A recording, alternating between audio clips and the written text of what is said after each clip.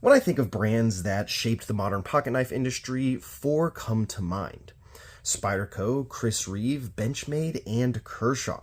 Now, there are plenty of other great brands that have made their contributions, but the ones I want to talk about today have really permeated and shaped the modern pocket knife industry more than any others. Let's start with Spyderco. So back in the early 80s, Spyderco was actually the first pocket knife company to introduce a pocket clip as well as a standard method for one-handed opening. And those two things are just a standard given for most modern folding knives. Fast forward into the late 80s, Reeve was the first brand to have a production frame lock known as the Reeve Integral Lock. Reeve Knives was also the first company to really pay attention to tight tolerances in the construction of their knives. They really shaped the industry in having the first production grail knives, the first true high-end pocket knives, and that still holds very true today. Now, fast forward into the late 90s, Benchmade came up with the Axis lock, and that is something that has gained much more popularity recently, being that patent recently ran out. Not recently, well, back in 2016, but we're seeing more and more of these Axis locks as a standard for many different knives, everything from Kershaw's to Vostids to budget Walmart knives and everything in between. Now, Kershaw in 2011 released the first knife with ZT and Rick Hinder, the 0560, and that was the first knife to have caged ball bearings.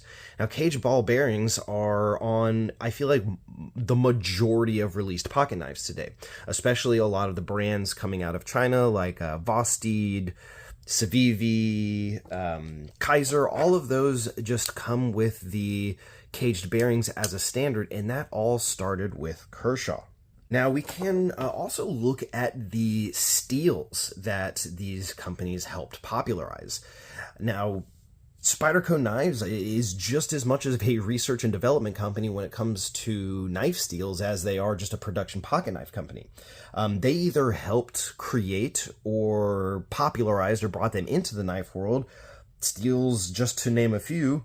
There's a K390, S90V, ZDP 189, 15V, 10V, Rex 45, Rex 121, Maximed, VG10, M4. The list goes on and on with Spyderco, and it doesn't end. They are some of the biggest, not some of the, they are the biggest contributor to the development of pocket knife steels out of any company.